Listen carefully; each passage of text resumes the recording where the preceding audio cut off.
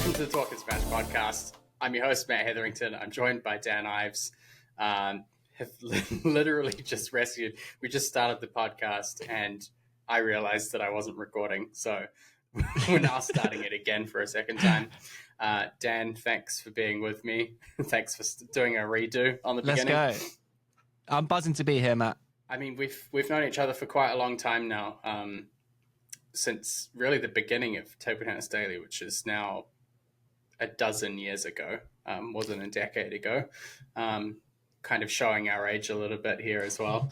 Time's going quick. It's flying. It was fun for me to. It's really flying. So it was great for me to kind of do the outline for this podcast and to think about what kind of things to talk about. And for me, it's really crazy about how TableTennisDaily's evolved since the beginning and what it is now compared to what it was then. So I think the best place to start, especially for some of the newer TableTennisDaily people, or people who are only recently familiar with TableTennisDaily, is to go all the way back to the beginning, and to talk about the inspiration, how it came about, your kind of table tennis career back then.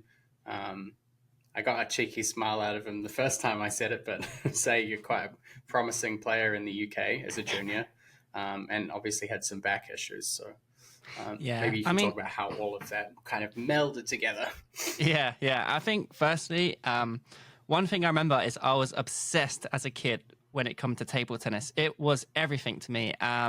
Still is now, but like when I was a young kid training, it still is, for sure. Yeah, when I was young, I would travel across the whole of London for 2 hours on a tube on my own to get to the training halls to practice. And it's funny because I used to train with Pocket Rocket Umair when I was 11, 12, and 13 years old. So it's so strange now that we make videos together, and it's really weird. But so I used to travel across London and practice. I'd finish school at 3:30. Jump on the train, straight to training. I'd go to school with all my table tennis equipment in my bag, and just go straight to practice. And I loved it. I was obsessed. And when I was 16, I moved to the Bristol Table Tennis Academy. So it's kind of like one of like the national setups in the UK. So we all went there. Tom the Frog, Tom Maynard, many of the players, Garth Kinlock, who we see in the videos now. So we all went there. Then when I got to 19, I was like, right, I want to go abroad to try and really take my game to the next level. So I went to a French club in Caen, and I was living with Marcus Madrid. So it's an amazing opportunity. So even then I was very lucky to get that opportunity where I could hang out with Marcus Madrid, learn from him and trying to improve. And one morning we was doing multi-ball, working hard, and I was trying to keep up with him. And I smashed I did a big smash shot, and my back just like went. And the pain was ridiculous. And I don't know, I just could not get rid of the pain. I was seeing physios, and a few months went in and the pain just wasn't going. And in my head, I'm like, oh my God, because I wanted to become so good at table tennis. I wanted to play for England. I wanted to just try and become the best I could be. And it was extremely frustrating.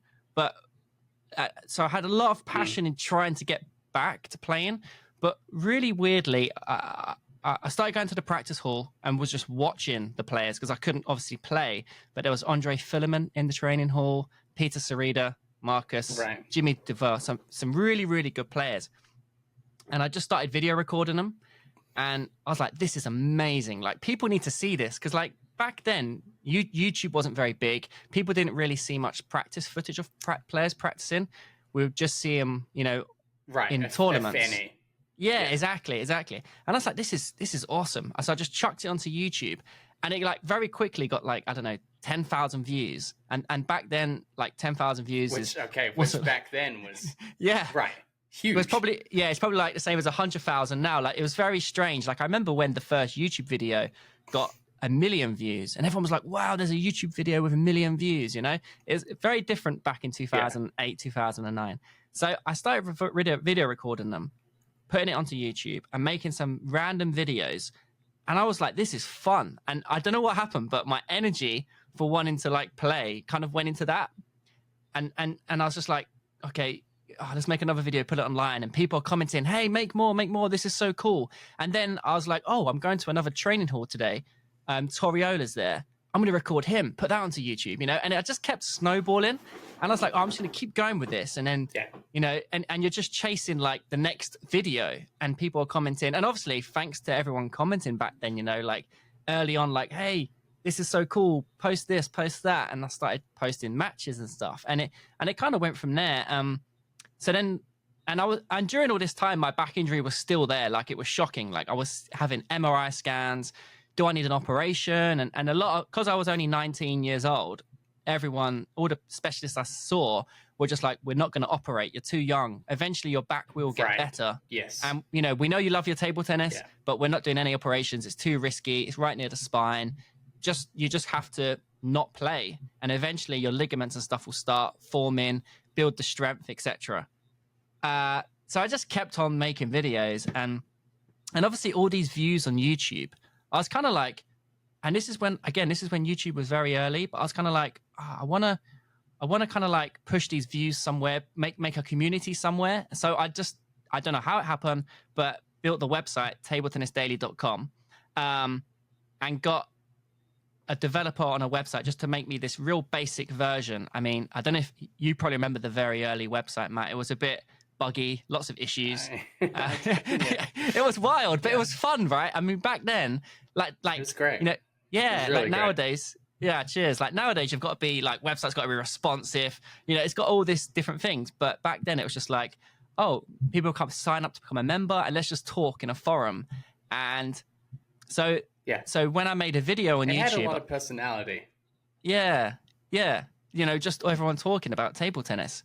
And again, that was kind of a new thing as well, is people sharing their table tennis experiences. So, yeah, long version short, I love table tennis, still do now. And it just had a snowball effect from just trying to make more and more videos, basically, with pros. And then, obviously, down the line, when my back got better, start making videos myself with Tom and etc. I was going to ask you next about, because you had the YouTube channel was kind of the beginning. And I remember the video of you playing with Marlin was like one really big thing for your YouTube channel. Yeah, it was crazy. Yeah. I remember that went nuts. It actually went really insane in China. You had the forum. Yeah. So, okay. Oh, really? So I wonder why. Some random British guys took on Marlin. Yeah. So, that video, the Marlin video, Tom was playing in the English Open in 2011, and Tom was like, "Oh my God, you should see the training hall in here. There's Marlin training, Wang Hao, you know, everyone." And I was like, "We need to get in there. This sounds amazing." So I remember we actually snuck through. There was like someone with accreditations. You know, we have had no accreditations. As you do. We snuck around, got in there. I know who you learned that from. What, yourself? Who needs accreditations? No, I know you learned that from your dad. Oh, right, yeah. The chairman. Oh, he always finds a way. Oh, yeah, in Vegas. That's what you're thinking of. That's brilliant, wasn't it? Yeah. Get onto that. The really good old chairman. Yeah. So we snuck in, and I was with Lloyd Gregory and Tom, and I started video recording Marlin training and some others. And I was like, this is going to be great for the channel. So much good quality content. And this is before I even knew what copyrights mean and stuff like that, right? So you just record it, upload, have a great time. But I was in my shoes and jeans, and I was just like, do you reckon Marlin would have a knock with me? Like, if I just quickly ask him, we'll just get 2 points. It could do really well. And I asked him, he's like, yeah, no problem. I was like, okay. And I just grabbed Tom's bat and we played like some fun points. Yeah, then put it on YouTube, and it got the most views out of all the videos I'd ever done. And I was kind of like, oh, there's actually something here where it's interesting seeing an amateur play a pro, or just seeing that difference. Yeah. And it's relatable. And so kind of went on with that. And then that's when I started to try to do videos with the pros. Because I felt like, you know, I remember when I was younger, and I used to be like, wow, what must it be like to play against T-Mobile or Karanga? What is their shots like? Right. And so to make the videos to try and make it relatable for people. Yeah, you become like a catalyst for normal table tennis players to have like a bridge that goes from like where they are to kind of like being able to relate more with professional players.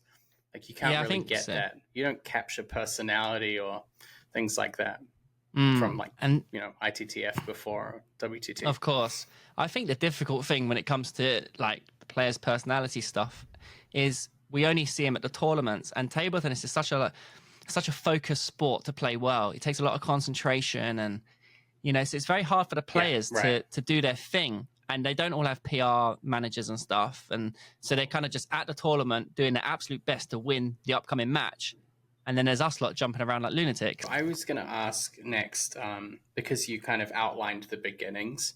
What do you think, if you look back now, what do you feel was like the big turning point, from having like a reasonably big YouTube channel and then like the beginnings of a pretty popular forum? What do you Yeah. think was like a major turning point for you, in terms of like kind of claiming Table Tennis Daily as like a brand, like more of a kind of tree with like multiple branches? Yeah. I think one thing I do Apart know. from being an absolute workaholic. Yeah, I was actually going to say, like, I mean, geez. Yeah, I work most days 18 hours editing, whatever it is. It's table tennis. Table tennis is always on my mind. It's 24/7. And it's a little bit less now since I've got a kid, married, and, spending more time with my daughter and stuff. And I'm thinking a bit more about work-life balance and all that sort of cliche sort of thing. But, Right. Well, you'll geez. be in the dog box if you don't. Exactly. But like, no, I worked so hard all the time trying to make content, and the effort that goes into some of the videos is outrageous. And traveling to all these places to get these opportunities to film the players and vlog at events, and I've had a lot of amazing opportunities, and to be able to like video them and show them to the world is what's been really nice. But yeah, it's a lot of effort. And Matt, I know you as well, Matt. You've traveled about a lot, and how tough it can be. You go to an event and you wake up at 9 a.m. on the flight, and you've been traveling for 12 hours, and you're straight in. You've not slept on the flight. You're straight in, filming, editing. It's just chaos. Half the time you don't know where your hotel is, or you're just trying to get that shot, and then you worry about the hotel later or whatever, and it's insane. But yeah, I love it. Absolutely love it. I wouldn't change it for the world.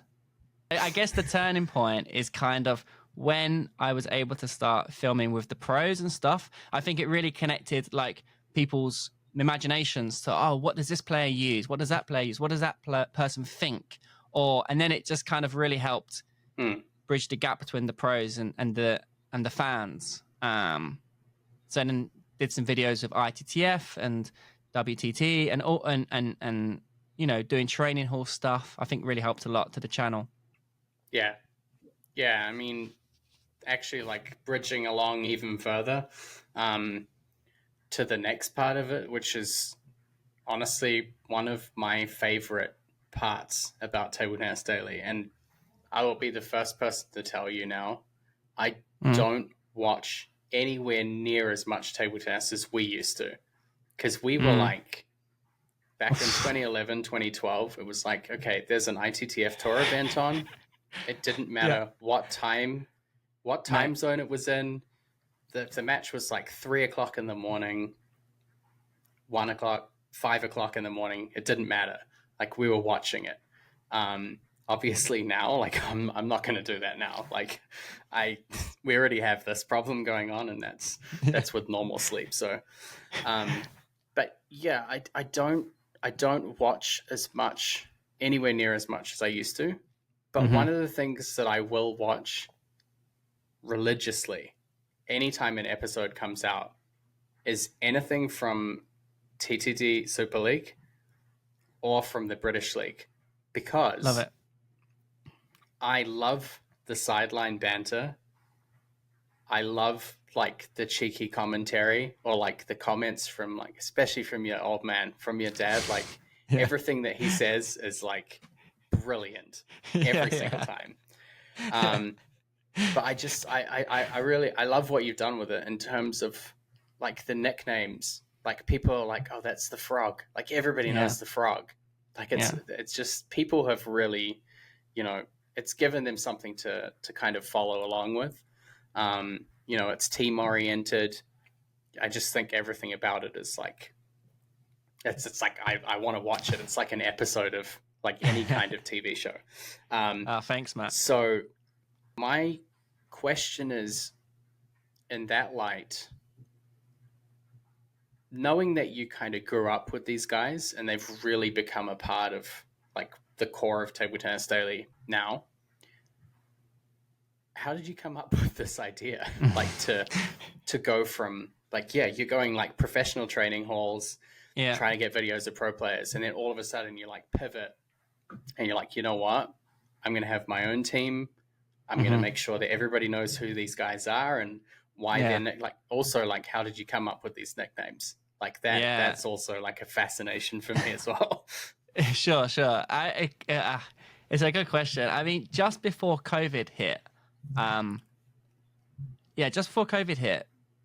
brother stayed over at my house one night, and I woke up in the morning, early in the morning, and he was watching the TV, a YouTube channel. He's watching a load of different football teams playing, and they were like YouTube footballers. And I was like, oh, this is interesting. I just sat there watching, and I just had this spark. I was like, wow, because like there's actually a lot of football YouTube channels out there, and they're doing great stuff. So there's different teams, and they've got funny nicknames and stuff, and they've got the numbers on the back, and they're running around, and there's a lot of sideline stuff in the there's like 6 in London like YouTube channels, and I was watching it, and I said to my brother, like, what are you watching? He's like, oh, this is the team I support, and I was like, really? Like, we used to support Charlton Athletic or Man United or whatever. Right. He's supporting exactly. He's literally supporting a YouTube channel, and I was like, wow, and I was like, this is what we need in table tennis. This is brilliant. Like, this makes so much sense because you can follow a team. Let's make a Table Tennis Daily team, and people follow the journey in a competitive league. This makes so much sense.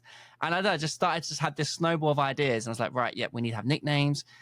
We need to have really good branding with the t-shirts, like the names on the back, the numbers. Everyone needs to have their own unique number and stuff.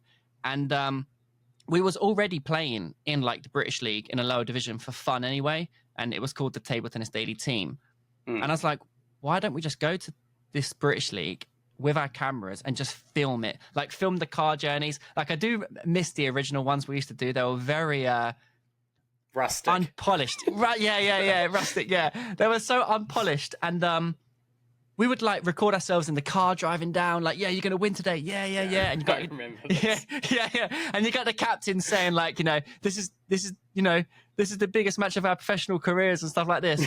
So funny. And so we're heading down, and and then we recorded the match, and then I obviously did a commentary on it, and then again what happened where so during COVID, obviously we had no content, we couldn't film anything. Where we used to film was shut and everything, but because we had filmed the whole season of British League, we kind of had like 10 videos that weren't edited, a series. And so during COVID, I'm just ripping through editing it all with Tom Lewis, the good old editor, and we were just hammering through editing, remote editing as well, and helping each other and just releasing it. Because everyone's at home during COVID, I think there's just a lot of eyeballs watching YouTube, and everyone was like, we want more. This is hilarious. We want more. And coming out of COVID, we were like, right, now where do we go with it? Let's make more team videos. And so that's kind of what happened. Basically, I saw my brother watching YouTube, watching some football channels, and it just went from there. And I just thought that, because I think with table tennis, you can look at a lot of other platforms, tennis channels, and I don't know, squash. And you actually think, oh, do you know what? That's quite similar to us. Let's look at doing something similar. So I think that's what kind of happened there. And it just kind of went from there, really. And we were just like, right, who could we get on the channel, and who do This is why I like doing these podcasts, because like nobody would know this. Like, how many people know that you were just sitting on a couch watching football YouTube channels, and you're like, we're gonna make a league, boys. Like, no. But what's really weird is within the first 5 seconds of watching my brother watching the channel, I was like, we are doing this.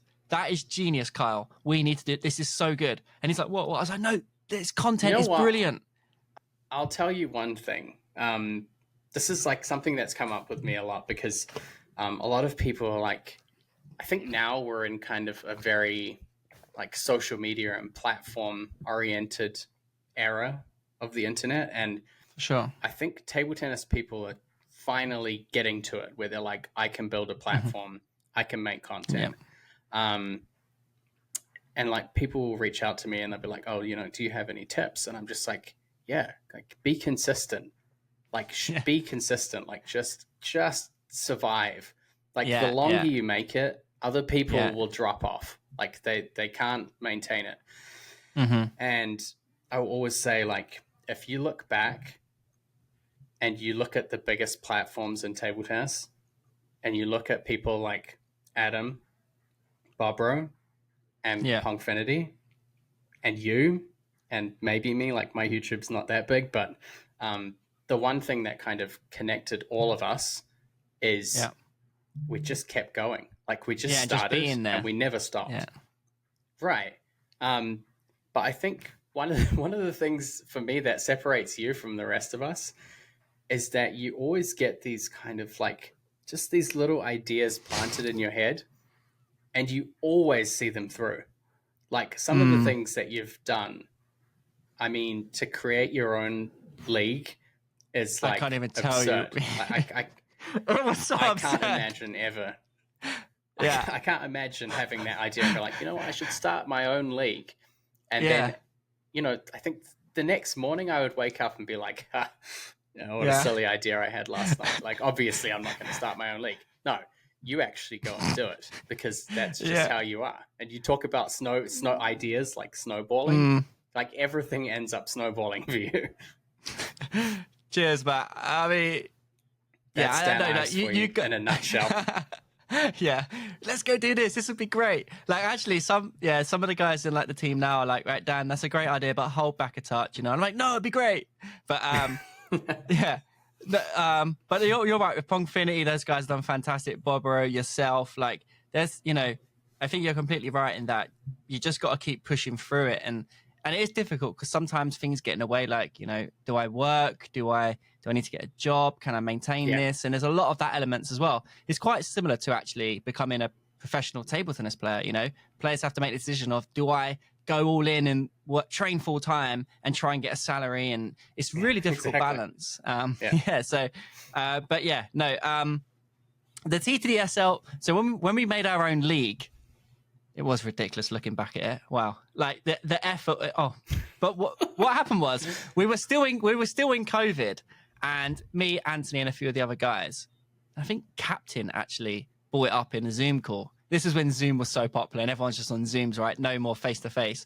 And Captain was like, I was like, oh guys, like British League ain't going to be running now for another year probably. They've said now June, and this is like last August, and like maybe it ain't going to be for another year, and we need content. We need to film the team. And Captain was like, have you not thought about making your own league? Let's just and I was make like, our own. That's brilliant. Let's do it. And I was like, yes, let's do it. Let's just get let's get 8 teams, and we'll just get a load of teams with fun nicknames, and we'll get people that have always said they love the TTD team, and let's get a load of cool players who have fun, exciting styles. Like we don't need to get all the top players, but like Chris Duran, fantastic top player by the way, but fantastic style, and just get as many people as possible who came on board. And I remember we were having to COVID test people coming into the arena and stuff. There's all these different rules and regulations. We had to have one team outside on a rotation. It was nuts whilst trying to film at the same time. But it came out really well. It was fantastic, and I'm happy we did it. And we learned a lot of good stuff. Yeah, we learned a lot of good stuff. And now we're back in British League. Now we're in the Premier Division, and fighting hard.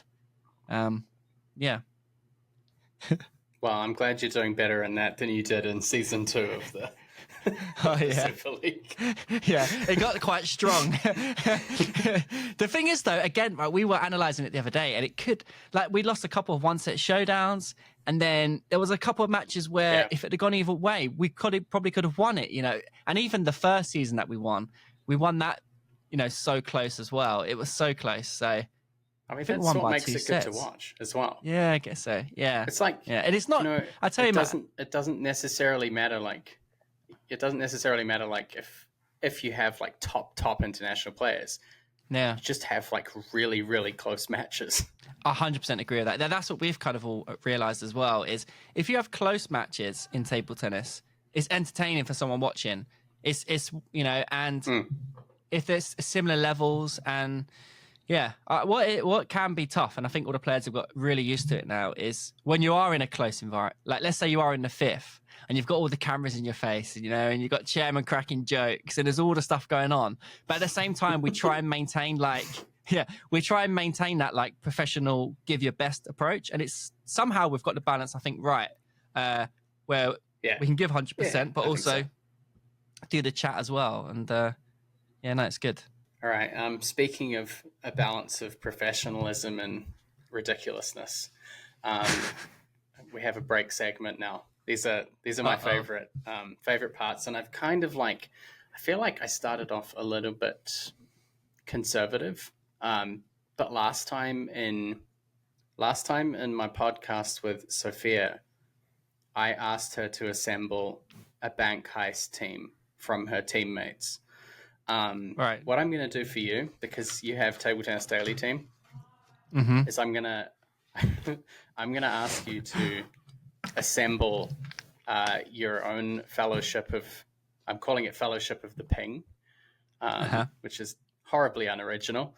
But you have to choose. I have a list of basically Lord of the Rings fellowship people, and you have to tell me which person from the greater Table Tennis Daily team fits in your mind. So the first person is the ring bearer. So basically Frodo. You have to choose somebody from Table Tennis Daily who you would trust to save the world by bearing such a burden. Yeah. I think it's the gaffer. Honestly. That's a really good pick. Yeah. No, I think it's the gaffer. He'd smash it. Like, I honestly, to be honest, all the different characters we have in the T2D team, they also bring a lot to the table when it comes to just actually making it what it is, from editing, from organizing the team players, travel, accommodation, all this sort of stuff goes into it. There's so much. Like the chairman, one of his key roles is just setting up a venue, right? He gets there early. He's with the tech guy. They're running cables. They're getting all the cameras up. They're putting all the tables out, the barriers. There's so much happening. Obviously when you watch the video, you're just seeing the actual play, but there's a lot of stuff behind the scenes. Right. And Gaffer Anthony, he is a beast when it comes to organizing stuff and, I don't know, protecting. He seems like the kind of person that you could rely on for anything. Like you could be like, honestly, "Oh, Gaffer, we need this," and he'd be like, "Yeah, got you." Yeah, absolutely. No, that's the guy. He is fantastic. Carry this ring to Mordor. No, he would smash that. Yeah, he would absolutely smash it. No one could take it off him as well. He wouldn't lose that. Okay, so the gaffer will be the ring bearer. Okay, well, the next part's important, is the ring bearer's wingman. So Sam-wise, who fills the role of gaffer's support?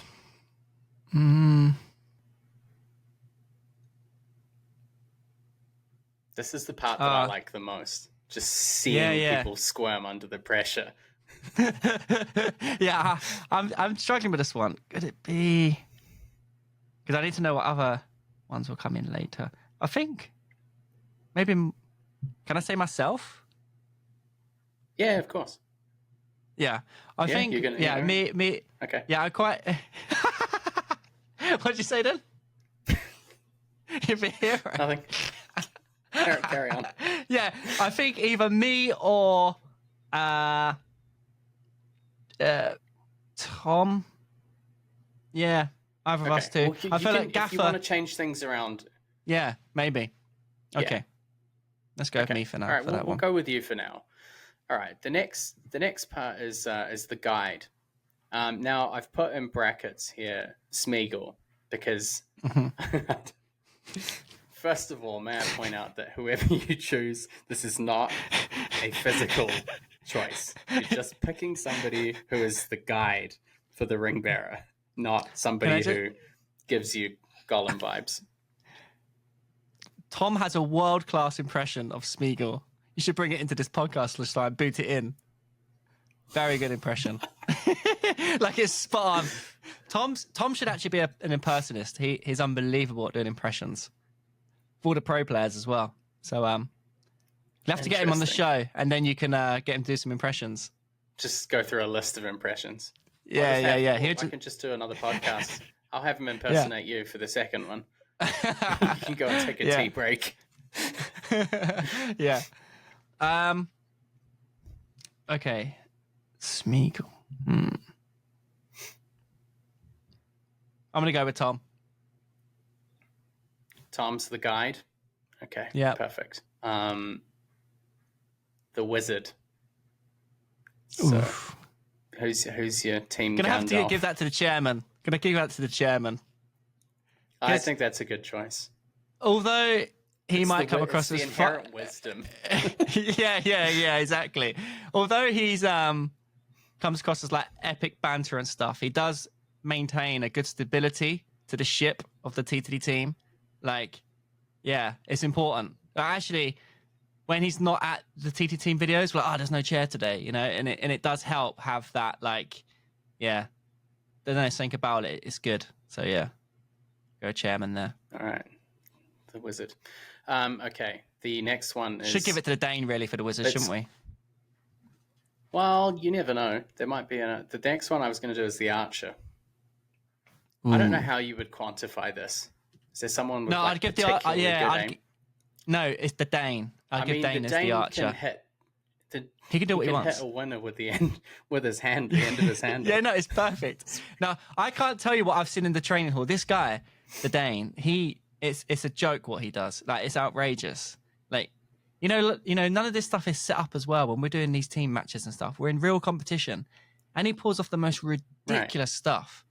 And what I found interesting with him was when we did, match point, handle shot, passing winner. You know, 10-7 up in the fifth. Who does that? And we needed that match as well to get to the one-set showdown. We were like, Dane, win this set. You're in the fifth. Win it. We want the one-set showdown. This could get us a bronze. But actually, we were one set away from a bronze in TTDSL Season 2. But anyway, different story. But yeah, where I was going with the Dane, when we did TTD team versus Team Sweden, which was really cool, and we're going to do more international matches as well with the TTD team, he was playing against Truls Morgard.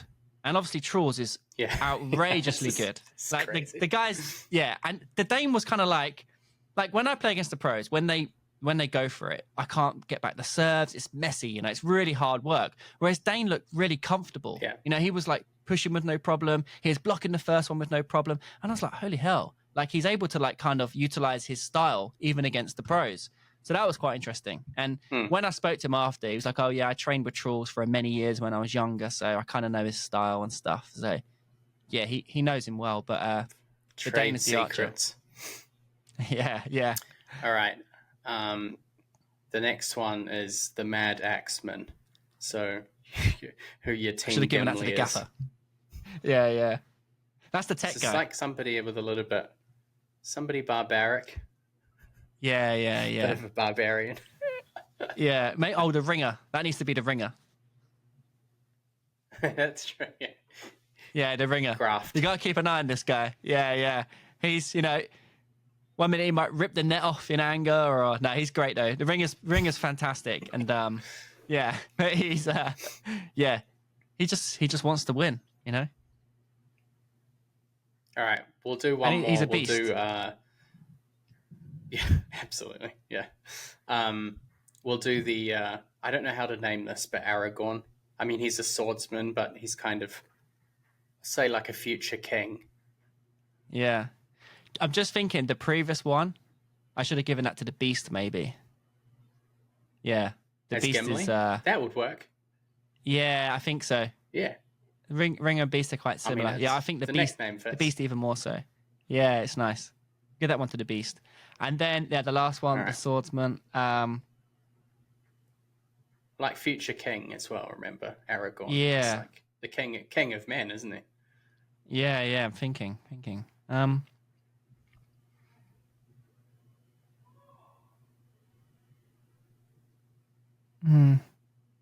Pocket Rocket could have been the previous one as well, actually, thinking about it.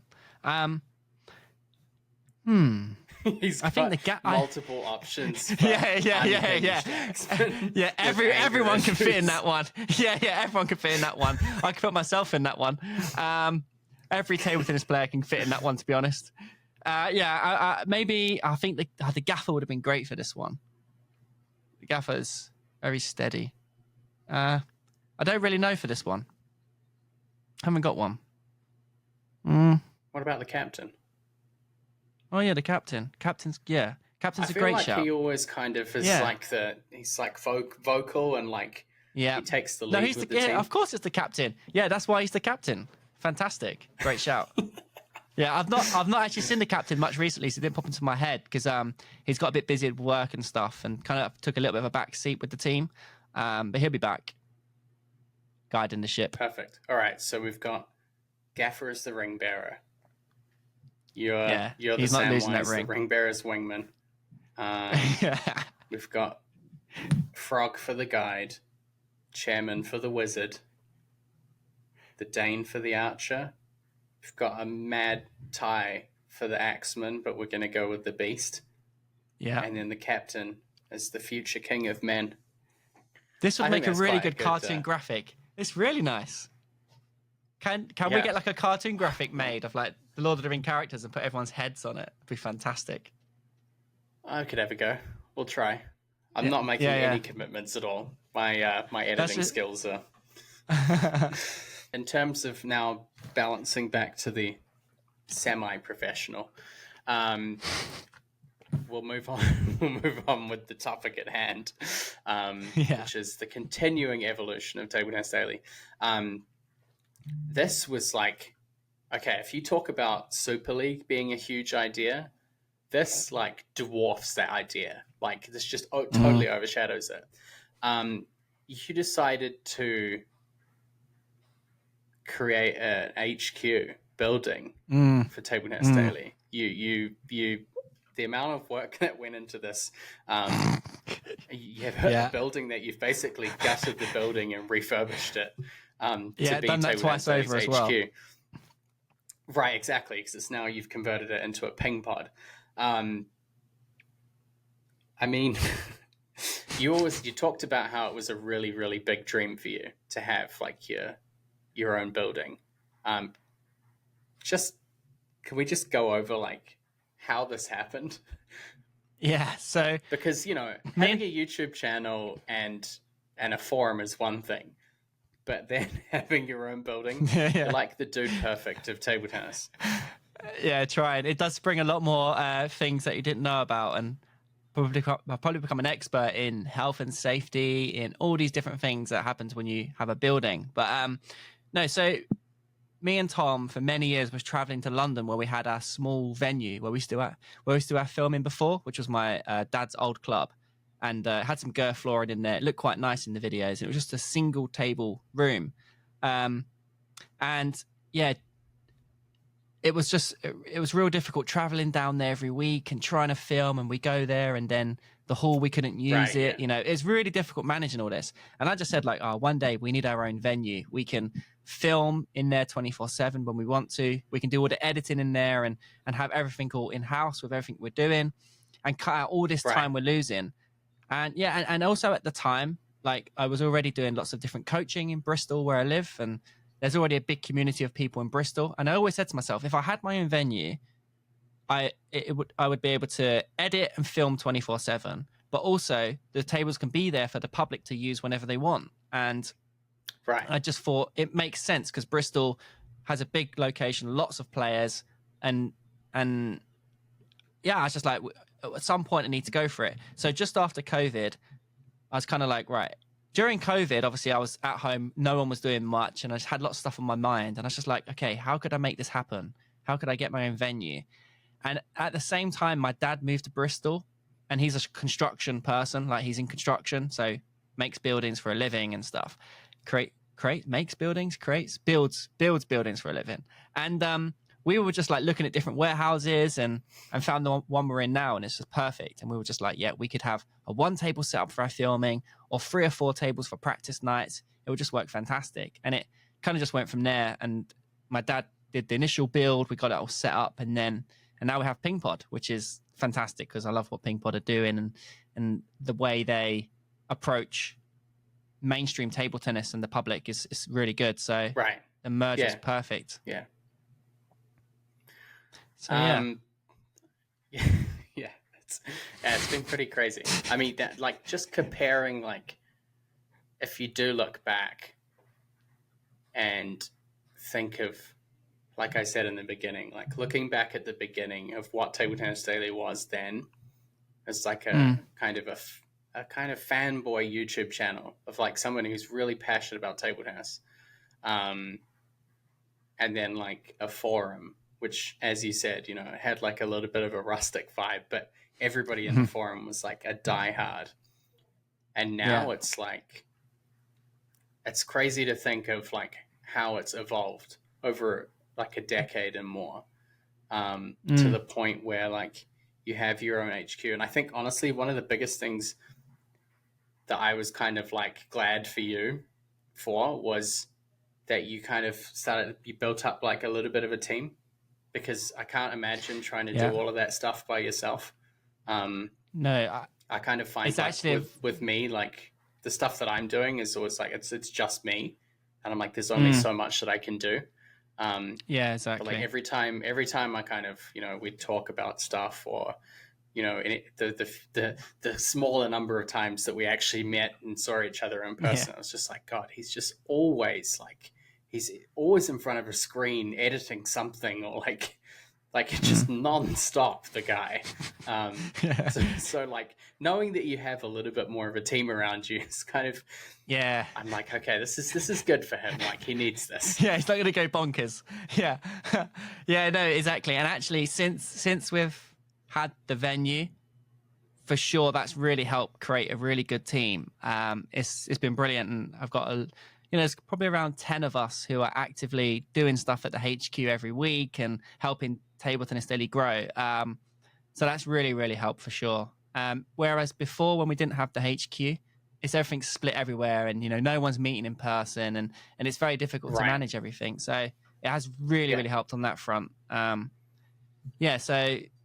yeah, you're right. On your own, you can only do so much, and even some of the events that we pull off, like I said, like you need 10 people to set up an event, maybe more. Actually, to be honest, we probably need 30 people to do some of the stuff we're doing sometimes. Like even when there's 10 of us, we're like, there's not enough people right now, But yeah, so no, got some amazing people. Everyone that I just mentioned and more have been fantastic, and just been very lucky as well, along the way to have the right people solve certain things.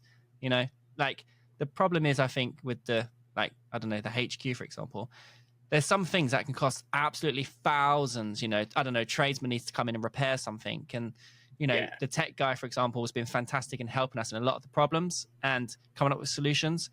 And, so we've avoided certain costs here and there. Do you know what I mean? And so we're lucky that the team, and my dad, for example, as well, who's construction. So, been quite lucky there, but just got to keep going. And the most important, my number one thing for me at the minute is just keep going, like keep maintaining content. That's the hardest part. New ideas, keeping things fresh. Yeah. So this is the last part that I kind of wanted to touch on. Is now that you have all of these different things going on, like you still have the forum, the YouTube's still going crazy. You have the academy as well, that you're making coaching content for and collaborating with players. Yep. You have, the team in the British League, you have the Super League, you have the PingPod. Somebody could look at that and be like, my God, like that's so much stuff to deal with already. Unfortunately for you, I'm not a regular person, and I know you. So I know that somewhere in your head, there are probably a handful of ideas that you still have left. Is there anything that obviously I'm not going to get into anything secret here, but is there anything left that you want to talk about that you really want to still focus on and still develop for the future for Table Tennis Daily? Like what could potentially be on the cards? The number one thing is to keep maintaining the content and make it, and just keep it, making it better, improve in editing, improve everything. Just keep the content going. There has been points where we've dipped and not released stuff for a little while because maybe a certain video took too long to make, but yeah, just improving the content consistency.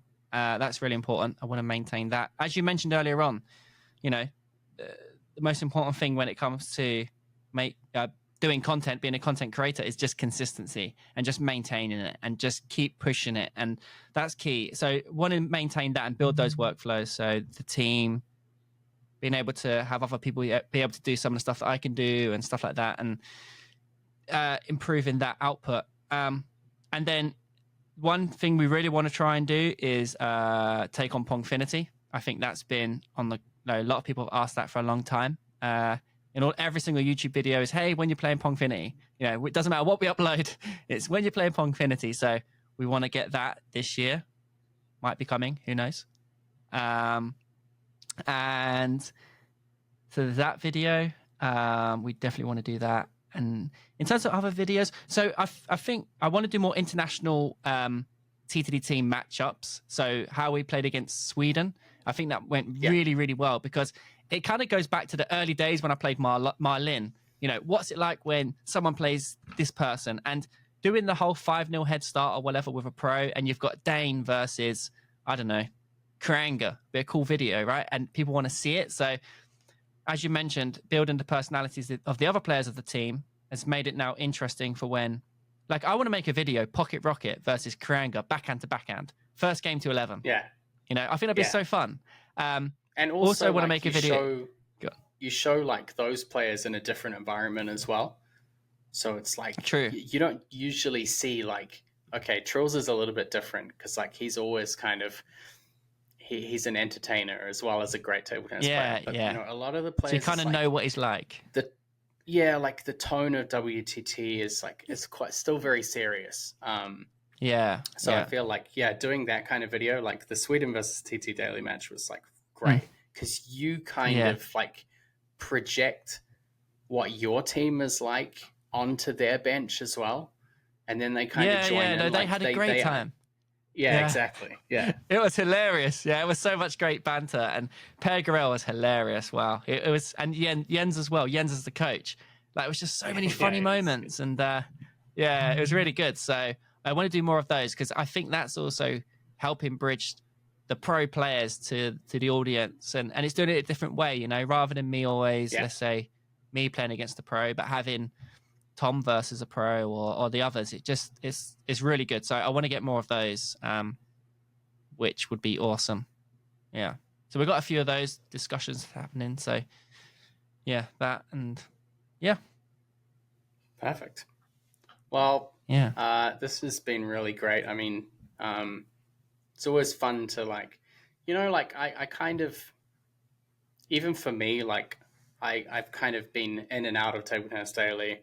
I was quite involved with it in the beginning and then kind of drifted away from it and come back. But you always stay connected to it, like in a way. And even like now doing this podcast and like actually, because we don't really talk about this kind of stuff in our casual day-to-day conversations. So for me, like, this is great. Like, again, like I would never have imagined that you were sitting watching YouTube soccer teams and we're like, we're going to have Super League. This was like the pinnacle of this podcast for me. Yeah, amazing. No, thanks, Matt. It's so much fun, and I love what you're doing as well. And this podcast, what you're doing is awesome. I think there needs to be more podcasts and table tennis, which will, again, reach out more to players and fans and enthusiasts, and and just seeing other people's opinions as well, right? And it will help build discussions, which I think are needed. Yeah. There's definitely some like slightly more controversial roads that I plan to go down at some point. But generally, make sure you do those. I've been trying to like have very open discussions. So we'll see. This is actually a really good opportunity for you to say something that reaches out to all of the Table Tennis Daily community some have been there for a couple of months, some have been for a very long time, over a decade. So maybe now's a good chance for you to say something or focus something to them as well.